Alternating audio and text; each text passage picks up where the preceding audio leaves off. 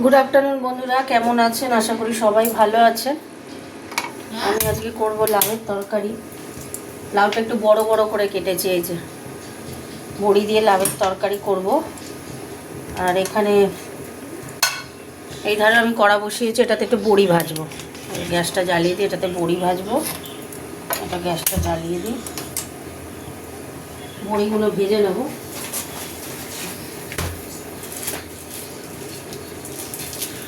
আচ্ছা, কড়া গরম হয়ে গেছে, তেলটা দিয়ে দিচ্ছি।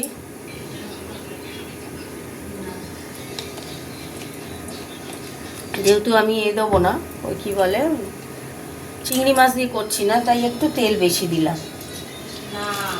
তেলটা বেশি দিলাম, হতে থাক গরম। তেল গরম হয়ে গেছে, তেজপাতা দিয়ে দিলাম, দুটো শুকনো লঙ্কা দেব, গোটা জিরে দেবো,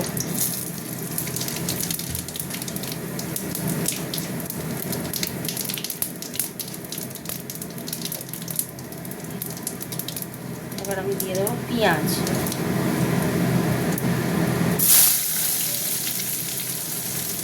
পেঁয়াজ একটু বেশি করে দেবো।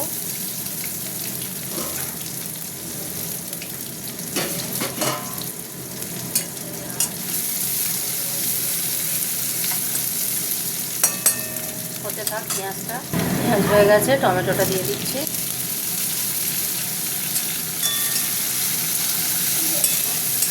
এবার আমি সবজিগুলো চাপিয়ে দেবো। পেঁয়াজটা একদম ছোটো ছোটো করে পাতলা করে বেরেস্তার মতো কাটা, তো ওই জন্য পেঁয়াজটা বেশি পুড়ে যাবে। এবার আমি দিয়ে দিচ্ছি সবজিগুলো, ভাজা ভাজা করবো তো।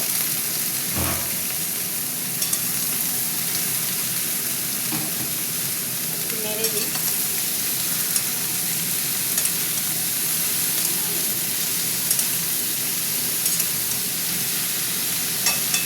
ভাজা ভাজা হতে থাক, অনেকক্ষণ ধরে ভাজাভুজি করলাম। এবার দিয়ে দেবো মশলা। এটা দিয়ে দিলাম ধনে গুঁড়ো দিলাম। এবার দেবো হলুদ গুঁড়ো দিয়ে দিলাম। কোনো মশলা না, এরকম জিরে মশলা, গুঁড়ো মশলা দিয়ে রান্নাটা করছি, জিরে গুঁড়ো দিয়ে। আর দেবো লঙ্কা গুঁড়ো দিয়ে দিলাম। দেবো সিম্পল রান্না একদম। নুন দিয়ে দিলাম।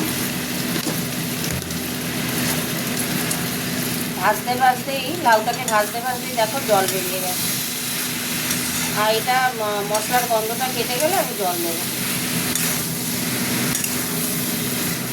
খুব সিম্পল রান্না, বাড়িতে করবে। কেমন কমেন্ট করে জানিও কেমন হয়েছে। সবসময় তো মাছ দিয়ে খেতে ভালো লাগে না, মাঝে মাঝে একটু নিরামিষও খেতে হয়, তাই না?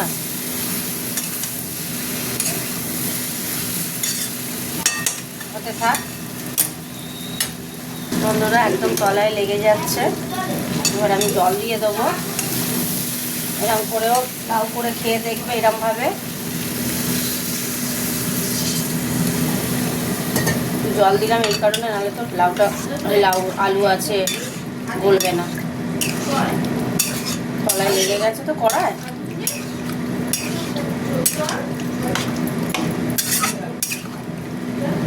এবার আমি দিয়ে মিষ্টি দিতে হবে। লাউতে মিষ্টি ছাড়া লাউ ভালো লাগবে না, তাই না? মিষ্টি দিয়ে দিলাম, আর একটু দিলাম, আবারও একটু নাড়িয়ে দেবো। এটা হতে থাক।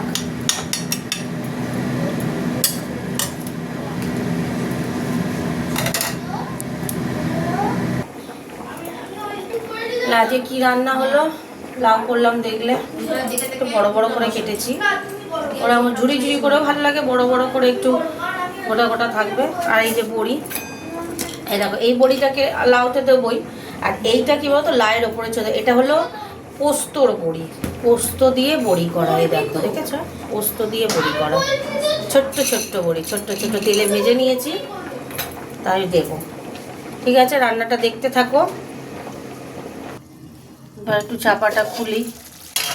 আমি এবার কি করব, একটু ধনে পাতা দিয়ে দেবো, আবার নামানোর সময় দেবো। একটু বেশি করে ধনে পাতা দিচ্ছি এই কারণে। আচ্ছা, এই বড়ি কটা দিয়ে দিলাম, 2-4টে বড়ি আছে, এটা দিয়ে দিলাম। আর নামানোর সময় আবার ধনে পাতা দেবো।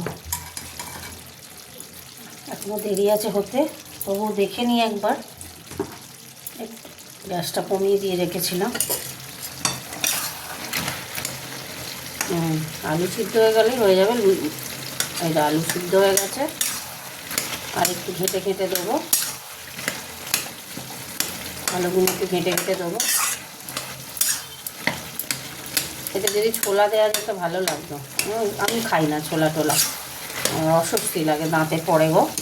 এতে থাক বন্ধুরা। কয়েকটা লঙ্কা দিয়ে দিলাম। এবার আমি হয়ে গেছে, আমার হয়ে গেছে। এই দেখো, ওপর থেকে না এই পোস্তর বড়িগুলো ছড়িয়ে দেবো। এই যে খুব ভালো লাগবে। এই পোস্তর বড়িগুলো ওপর দিয়ে ছড়িয়ে দিলাম। গ্যাস একটু ধনে পাতা ছড়িয়ে দেবো। ধনে পাতা ছড়িয়ে দিলাম। চাপা দিয়ে দিচ্ছি, গ্যাস অফ করে দিলাম। তো লাউ রান্না করা আমার কমপ্লিট হয়ে গেল। তোমরা জানিও কেমন হয়েছে। তাহলে লাউ তো রান্না কমপ্লিট হয়ে গেল। কেমন তোমরা জানিও কেমন হয়েছে কমেন্ট করে। বন্ধুরা টাটা, আবার কোনো রান্না দেখা হবে। টাটা।